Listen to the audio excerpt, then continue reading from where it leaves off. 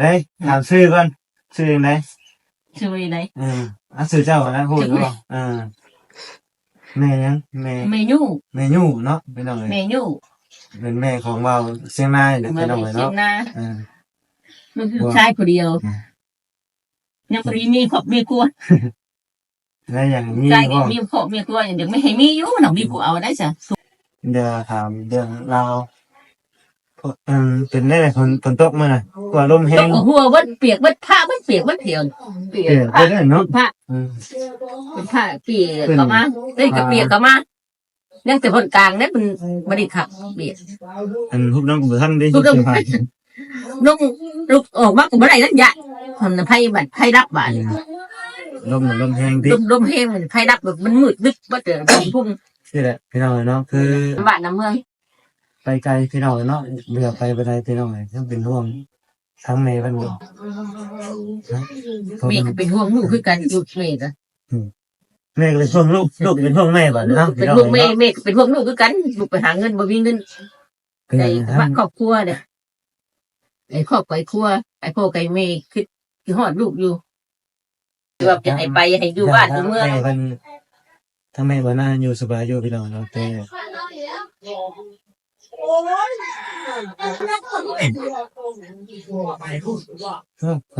ประมาณไหน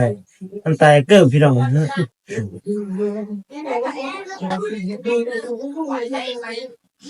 ขาดมันเคินพี่น้องเนาะขาดคืน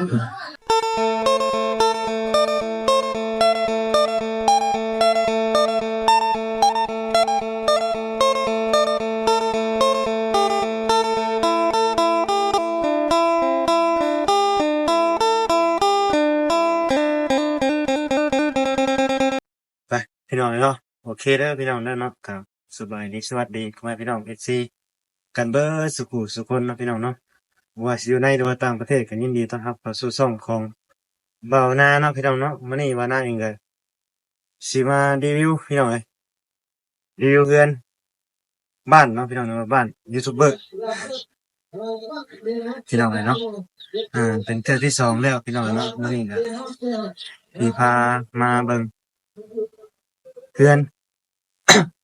เรือบ้านของเบาหน้าเองเนาะพี่น้องเนาะเป็นเทื่อที่2พี่น้องเนาะตอนนี้ก็ตอนเช้าเนาะพี่น้องเนาะเป็นบรรยากาศตอนเช้าตอนนี้ก็อยู่ครบหมดทุกคนเนาะพี่น้องเนาะเป็นแม่ก็อยู่พี่น้องเนาะมันนี่ก็พวกเรากวดเรือนอยู่เทิงพี่น้องเนาะเดี๋ยวทำกันหน้าเองกันสิพาขึ้นไปทั้งเรือนเนาะพี่น้องเนาะทั้งบ้านตอนนี้ก็สิพาเราเบิ่งรอบๆก่อนเนาะพี่น้องเนาะไปดิรอบ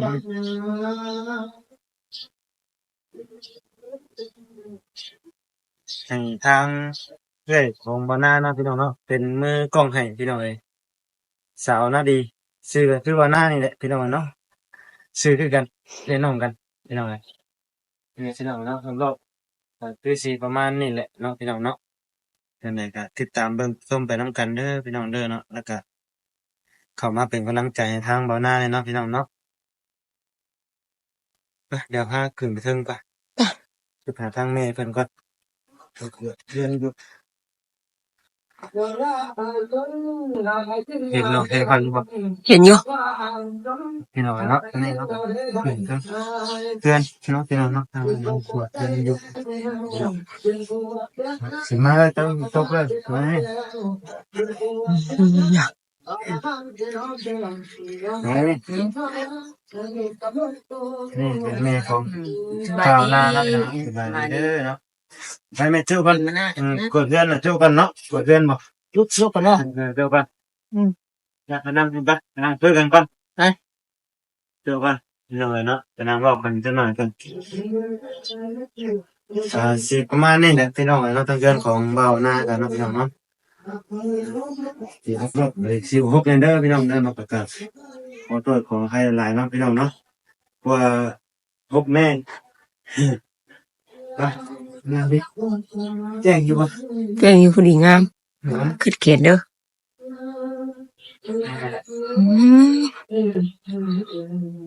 แจ้งอยู่บ่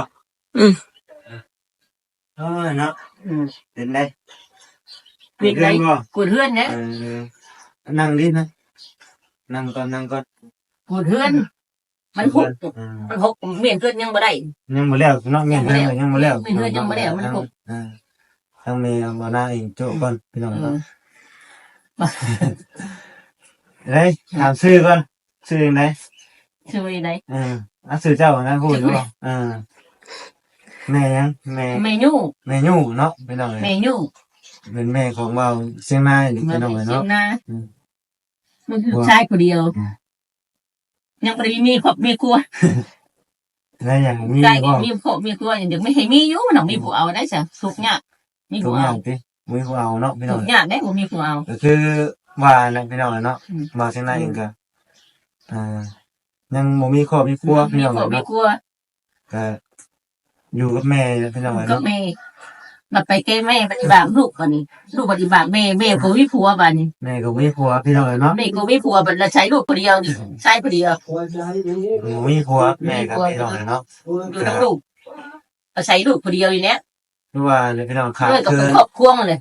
ครอบครัวไปครัวมันเลย ผู้เป็นเรื่อ ขาย ก็ คืน มีครอบมีครัวพี่น้องเนาะ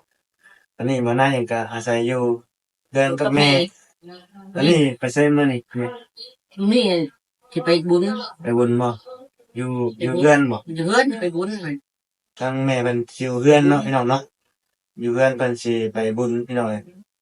เพราะว่าทางบ้านเฮานี่ก็มีแต่ ไม่กระโดดกับบุญ มีแต่แนวเสียเงิน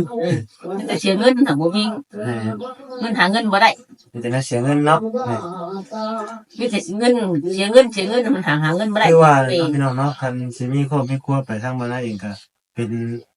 บอกทางแม่เพิ่นแน่พี่น้องเนาะสิแหละพี่น้องคือที่เห็นรอบๆเลยเนาะพี่น้องเนาะเรือนซานบ้านแป้นพี่น้องเนาะก็ยังบ่มีหยังพี่น้อง มีหยัง ทางบ้านนาเองก็สู้อยู่พี่น้องเนาะหาเงินอยู่พี่น้องก็อยากให้แม่อยู่สบายเนาะพี่น้องเนาะอยู่ตัวแม่พี่น้องเลยถ้ามีครอบมีครัวไปก็ทางบ้านนาเองก็ยังบ่ฮู้เนาะพี่น้องเนาะว่าสิได้อยู่พี่หรือว่าอยู่ทางเมีย แต่ยังบ่มีเมียดอกพี่น้องเลยเนาะบอกไปก่อนสมมุติเด้อพี่น้องเด้อเนาะสมมุติว่ามีครอบครัวไปกับทางบ้านนาเองก็ยังบ่ฮู้พี่น้องเลยเนาะ ยังบ่ฮู้ จะนำไก่เพิ่นจับเพิ่นเสียงคอยเด้เนี่ยเจ้ายังไม่นำยังไม่นำไก่นำตายเด้อ เห็นว่าโยมเห็นคัก เรียกว่าเสียงคอยเนาะถ้ามีครอบมีครัวไปก็ทางบ้านนาเองก็บ่ฮู้ว่าสิได้อยู่นำทางแม่เพิ่นเนาะบ่เนาะยังไปอยู่ทางครอบครัวของฝ่ายหญิงยังบ่ฮู้อันนี้ก็พี่น้องเลยเนาะพอไปก่อนถ้ามีเงินมีคำก็อยากมาอยู่นำแม่พี่ละพี่น้องเลยเป็นวิถีของประเพณีเนาะแม่ สิแต่งมาก็สิแพงแน่มาเฮ็ดมาซ่าน ก็เกิดมาซานเนาะ แม่ มันหักบ่มีเด้ เองก็เป็น หน้าก็บ่มีเงิน หาเงินก็บ่ได้เงิน หาเงินก็บ่ได้เงินพี่น้องเนาะไปเมืองไทยก็4 ปี ไป แล้ว หา พี่น้ เงิ อน ง 4 เนาะ ปียังบ่ได้ แม่ ได้เด็กๆหน่อย พอได้ใช้น้ำบ้าน ๆก็ น้ำ ได้ เมือง ใส่น้ำบ้านน้ำเมือง ถ้าสิไปรอบนี้ก็ยังเป็นห่วงทางแม่มันอยู่พี่น้องเนาะ เอ้ย มาได้ไป3-4 ปีพี่น้องเนาะตะกี้แม่มันก็ยังหนุ่มอยู่ได้พี่น้องเนาะ ก็ไม่มีเฒ่าได้บัดนี้ วันนี้ก็น่า มีแต่ เพิ่น เฒ่า ก็ ได้บัดนี้เนาะเฒ่าได้ เริ่มเฒ่าไปแล้ว เรื่องเฒ่าได้บัดนี้ คือกันว่าก็มีวันคิด เนาะ อือเขาลูกถึงเด็ก วัน4-60แล้วพี่น้องเนาะ50กว่าๆเลย อืม บ่จักเพิ่นบ่ได้เรียนซ้ำจัก ไม่ได้เฮียนห้องชื่อ ห้องหัวอายุเจ้าของอีกครับ พระเจ้าก่อนอายุเจ้าของ ทำไร เนาะสิได้พี่น้อง ตวงไปชื่อนะ พอนพี่น้องคนคือกันนะพี่น้องเนาะแม่ ตวงไปชื่อพระ แม่ เจ้า ของบอจิตนั่นแหละพี่น้องเนาะที่ทางบ่อหน้าไปเก็บเงินกล้องให้เพิ่นแล้วก็ไปถ่ายคลิปน้ำเพิ่นนั่นแหละพี่น้องเนาะไปถ่ายคลิปนํกันคู่มือนั่นแหละพี่น้องบอจิต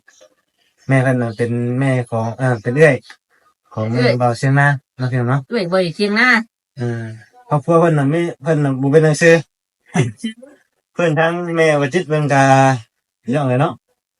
เดี๋ยวที่กับไปนั่งชื่อของบริเฮียนตะกี้ ลูกให้เผาเครื่องอยู่เพื่อนก็บ่อันนั้นพี่น้องเนาะอันลูกให้เผาเครื่องอยู่เพื่อนอยู่ซ่านก็เอิ้นผัวเพิ่นพี่น้องเนาะเอิ้นผัวมาถอนเงินทางแม่บ่จิตเพิ่นก็ได้คร่าวๆถ้าจะตัวเลขซื่อๆถ้าก็ตัวเลข ตัวเด็กกับจักนะ บ่จักซะ บ่ ถามว่าเรื่องเงินเรื่องคำเป็นพังกินอีกยังบ่จักพี่น้องเลยเนาะ จังว่า เป็นไรวันที่แบบเป็นเดียว แม่ทำจักแต่ ผม วัน บ่ได้ ที่ เฮ็ดหนังเสียงชื่อจังว่าความเฮียนบ่ได้ที่บ่ได้เฮ็ดได้ไปหาดิ สมัยตะกี้บ่ได้เรียนนั่นแหละ มันแต่ประดิษฐ์เมย์บอกว่าเฮียนบ่ประดิษฐ์มันใหญ่มากมันได้เป็นชื่อมันเข้ามาได้สิได้เด้อสิได้ บ่ได้ไปเนาะ บ่ได้ได้บาทเข้าได้ ยังยกบ่ได้ที่ทำให้เนาะ เข้าได้บ่ได้ได้บาท แม่ ตะกี้เมย์พ่อแม่ให้เฮียนบ่ได้เฮียน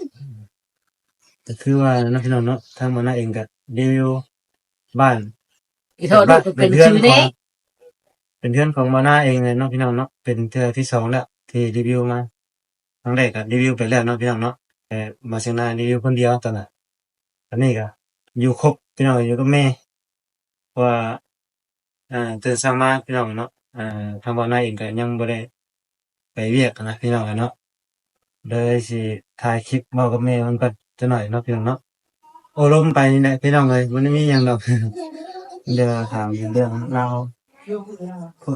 เป็นได้ฝนตกมาน่ะว่าลมแห้ ต ง กหัววัดเปียกวัดผ้าวัดเปียกวัดเถียวเปีย เสีย กผ้า ได้เนาะ ผ้า อืม เป็นผ้าเปียกเข้ามาเฮ้ยก็เปียกเข้ามายังแต่คนกลางได้มันบ่ได้ขับเปียก ฮุบน้ำกับท่านดิ ฮุบน้ำ ผ่าน ลุง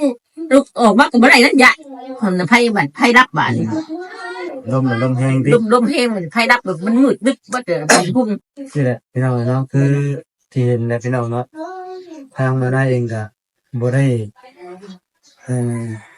มีข้อบันไดเนาะพี่น้องฐา มี นะ พอปานไหนพอ ก็ ขาดกลางคืนนะ พอขาดเกินพี่น้องเนาะ มีพอดีก็ขาดกลางคืนเลย พอเมาขอโทษน้ำพอเสียไปได้เนาะพี่น้องเนาะนี่แต่แม่พี่น้องเนาะ พ่อก็เสียเลย แล้วก็ ลูกแต่เสียแต่พ่อลูกแต่ที่ปีบอก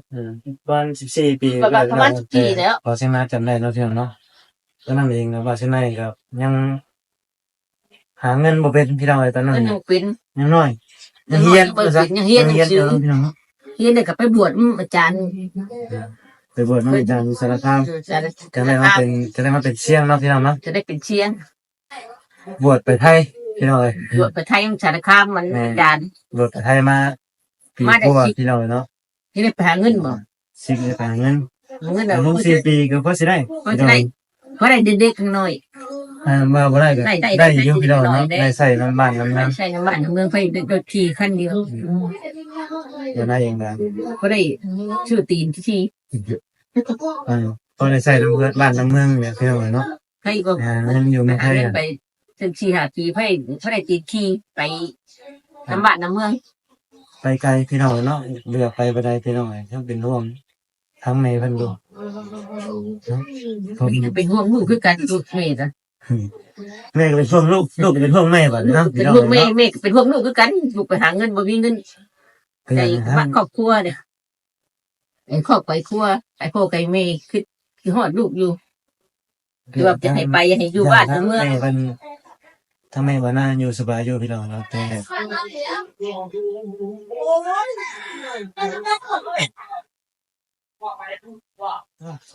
ประมาณน่ะมันตายเกิบพี่น้องเนาะ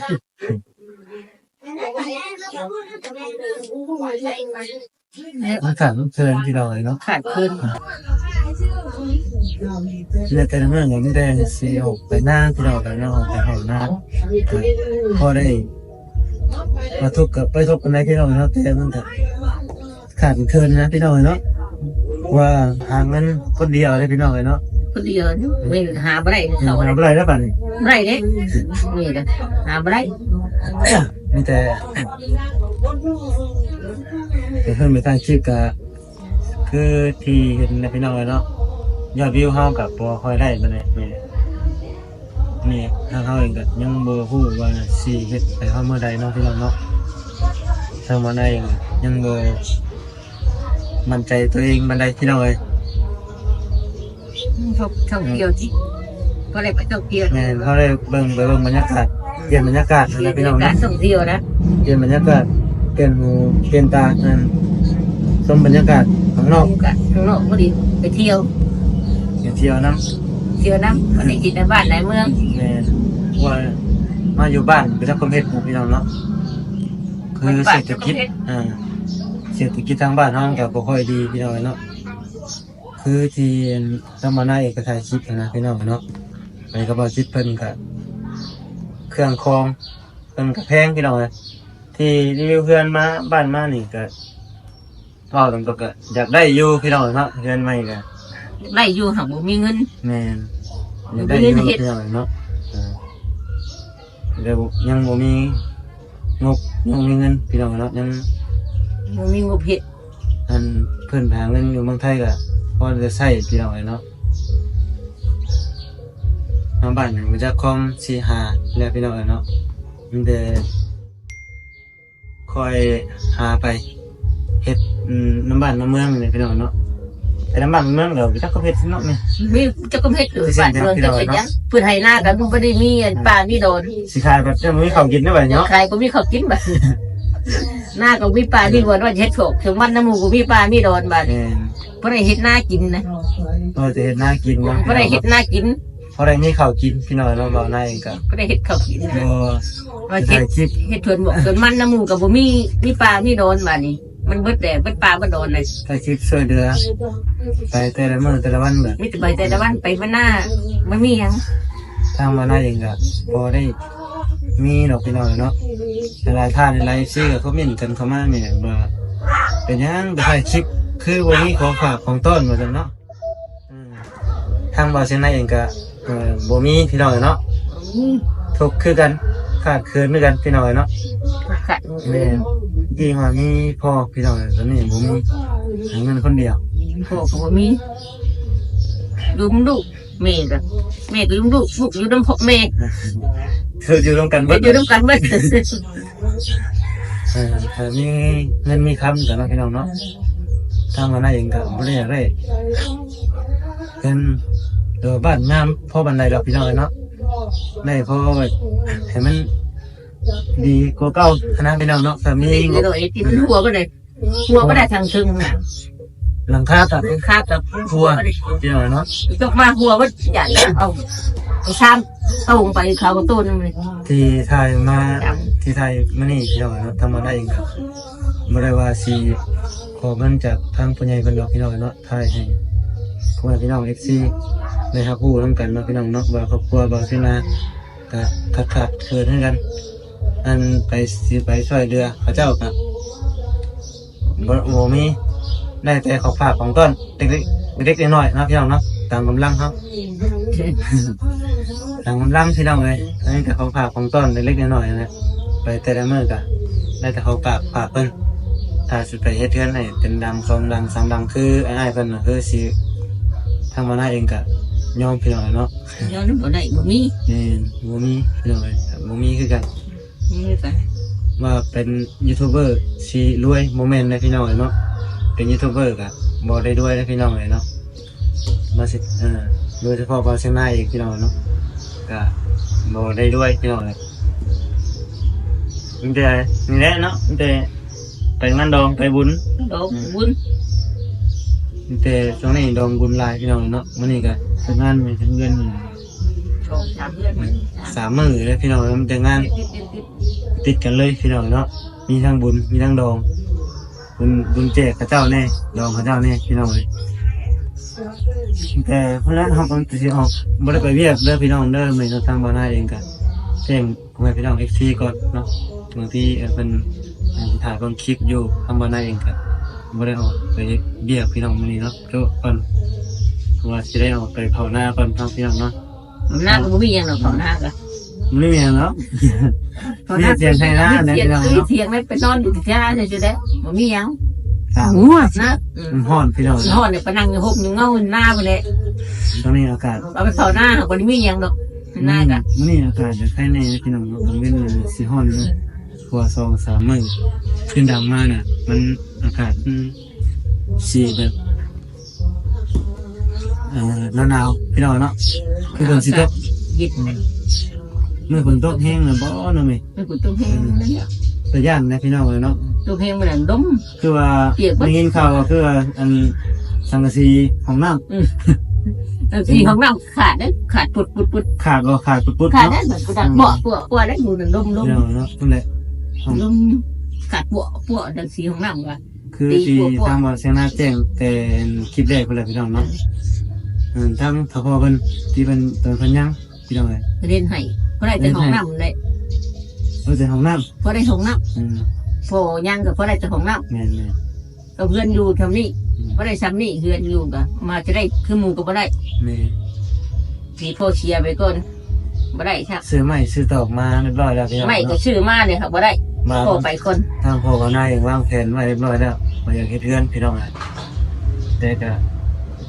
มาป่วยพี่น้องเนาะป่วยมาแล้วก็เสียไปเนาะนี่ ได้เชียร์ไปเชียร์ไปแต่เดียวบ่ได้เลย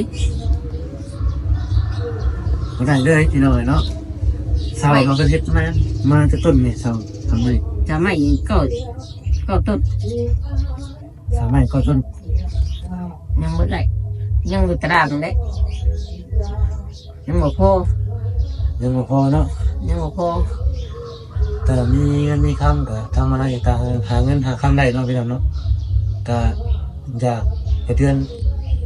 บ่ใหญ่บ่โตบ่หรูหราก็ได้พี่น้องเอ้ยเนาะแบบธรรมดาเรือนโนราธรรมดาก็พอพี่น้องเอ้ยเนาะน้อยๆ2ห้องนอนก็พอพี่น้องเอ้ย เพราะมันดีก็ดีแค่หน่อยนึ นี่ ง ตรงนี้สักหน่อยเนาะพี่น้องเนาะเพราะว่านี่ครับคือที่เห็นนะพี่น้องย่างฟ้าย่างฝนมาเดือน6เนาะพี่น้องเนาะ พระบ่ได้เขียนบ่ได้เถียงพระเบิด ถ้ายามนี่น่ะใครแน่พี่น้องเอ้ยเนาะ ยามนี้ใครได้ คน ยาม คนรู้ว่าย ามนี้ยามบ่มีคนใครได้ ได้แต่ส้นแดดยามนี่ใครแน่พี่น้องเอ้ยเนาะ พอชนเด็กเพื่อนชนเด็กแม่นเพื่อนยามคนอะไร โอ้เพื่อนหลังนี้ตั้งแต่บอกสิ่งนั้นน้อยพี่น้องเนาะเนาะเกิดเนาะ เองน้อยเพิ่น ตั้งแต่ เฮ็ดใหม่บัดมันบ่มีเงินยุบแล้วบัดนี้ ได้ดีจะดีกล่องได้บ่ อายุ ให้ทางเอ้ยเพิ่นเป็นมือกล้องให้เนาะพี่น้องเนาะ ยงครบ ซื้อกันกับซื้อบ่สิ่งนั้นนะพี่น้องเนาะสาวนาดี น่าดี นี่ก็บ่สิ่งนั้นบ่หน้าเนาะพี่น้องหรือว่าบ่หน้าก็ได้พี่น้องเอ้ยอันนี้เอิ้นบ่เสียงน่ะเคยบวชพี่น้องเนาะบวชไปทางไทยเพิ่นแหละพี่น้องเอ้ยเนาะ คือเอ้ยก็จักเป็นที่ใด ถ้าเป็นอะไรเนาะบ่แข็งแรงเลยแหละ บ่ พี่น้อง เก่งแฮงน้องจงจอยอยู่กี่ต่อยดอก เพิ่นแหละเป็นมาแต่น้อยเพิ่นแหละเนาะ เป็นมาแต่น้อยเอ้ยก็ได้จักสิเป็นที่ใด แต่สิเป็นอะไรแหละเนาะ อยู่นํกัน3คนนี่จักสิเป็นที่ใดเอ้ยก็ เพราะว่าเอ้ยคนหนึงก็มีครอบมีครัวแล้วพี่น้องเอ้ยเนาะบางทีเพิ่นก็ค่าใช้จ่ายเพิ่นก็อีกแบบหนึงเพิ่นหาเงินหาคำกันเนาะพี่น้องเนาะ ขาดเกินด้วยกัน เกินด้วยกัน นั่นแหละมันแต่แบบเพิ่นก็ไปไทยหน้าคือกันนี่แหละพี่น้องเอ้ยเนาะเฮ็ดหน้านำกันกับบ่าวนานี่แหละพี่น้องเอ้ยปีนี้บ่าวนาว่าสิอยู่เฮ็ดนาก่อนเนาะพี่น้องเนาะว่าในใจคิดว่าอยากไปไทยพี่น้องเอ้ยแต่ก็ยังบ่ได้ไปหรอกเนาะพี่น้องเนาะ เฮ็ดหน้าน้าแม่ เฮ็ จะ ด ก่อน นามาแม่ก่อนพี่น้อง แม่ก็เฒ่าเลยเพราะได้เฮ็ดหน้าให้กิน พอไปเมืองไทย4ปีพี่น้องเอ้ยเนาะ ได้4 ปีเฮ็ดหน้าเมืองไทย ได้ อยู่เฮ็ดนาก่อน 4ปีพี่น้องเนาะตะกี้แบบสิไปแต่ยังน้อยตะกี้แบบยังเฮียนพี่น้องเอ้ยมีแต่ทางพอปัญหาเงินผู้เดียวตะกี้เนาะเออ ผู้เดียว ส่งลูกเรียนแน่พี่น้องเนาะปัวตัวเองแน่ตะกี้นะโอ้ว่าสินะได้เอ้ยว่าสินะมาแล้วพี่น้องเนาะป้าแต่งตัวงามแท้เลยนี่หันกล้องหาเพิ่นนี่โอ้เนาะไปดูพ่อสบายดีเด้อสบายดีซี่เด้อ สบายดี พี่น้องเนาะ ไปดอกกัน ว่าเสียงหน้าพี่น้อง จูงามดิ แต่งตัวงามมาเลยเนาะนั่นแหละพี่น้องเนาะเป็นเรื่อยติดกับเบาเสียงหน้าแหละพี่น้องต่างๆนู่นนี่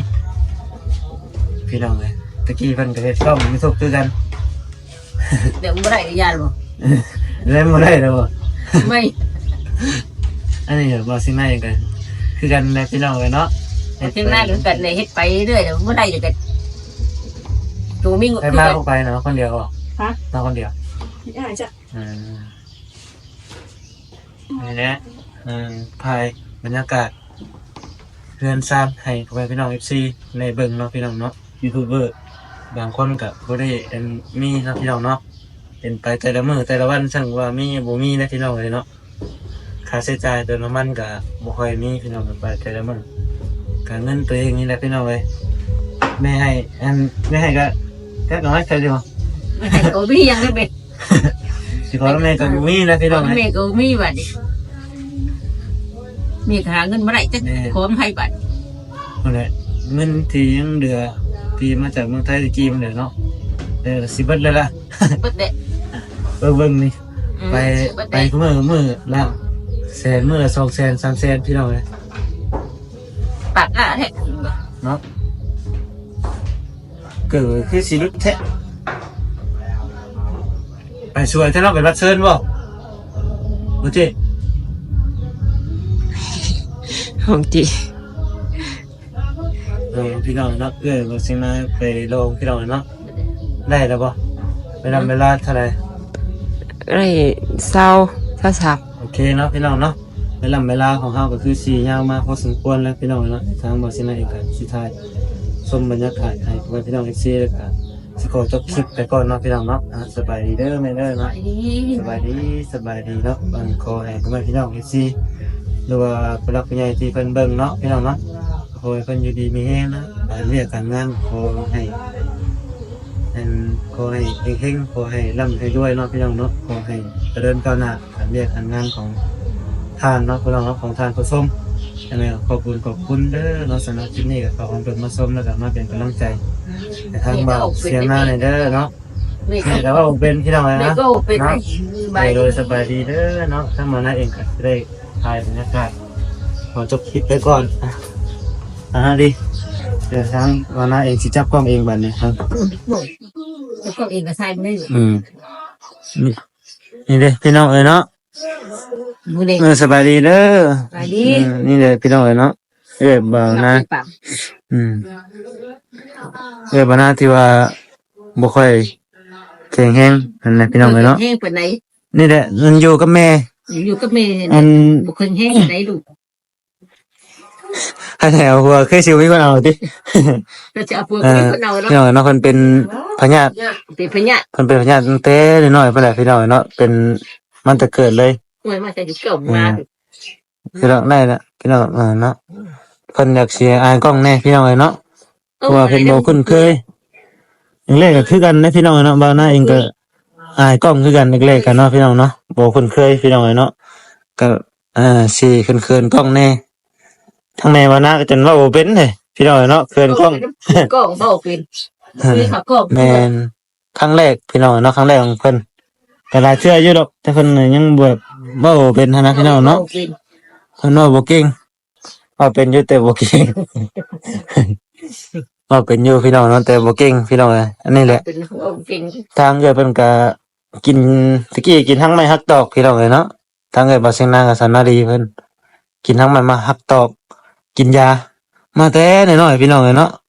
บ่เสียงนางใหญ่มากก็เห็นเพิ่นกินยากินทั้งไม้เลยพี่น้องตะกี้ก็ ถามว่านี่คุณดีแค่เยอะ ยังคือคืนดีติ ตอนนั้นอยู่ว่าได้อยู่แต่มัน เพิ่นเป็นยังแม่นตะกี้เพิ่นเป็นยังเป็นลงข่าวเนาะเป็นยังมัน ลูกขาง ขาดเลือดเนาะ ขาดเลือด พี่น้องเนาะเป็น หรือว่าเป็นยามากกับไข้เลยเนี่ยว่าทำไม่ได้ที่เด้ สิเด้พอไป ที่เด้ พอได้เห็นเพิ่น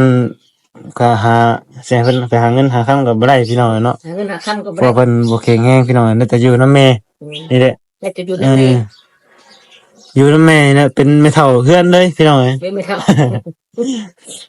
ว่าหยอกหยอกเพิ่นเนาะพี่น้องเนาะโอเคเลยพี่น้องเด้อเนาะเวลาของทางเฮาก็คือสิยาวพอสมควรแหละพี่น้องเอ้ยเนาะทางมานาเองก็สิได้ขอจบคลิปไปก่อนเด้อพี่น้องเด้อเนาะ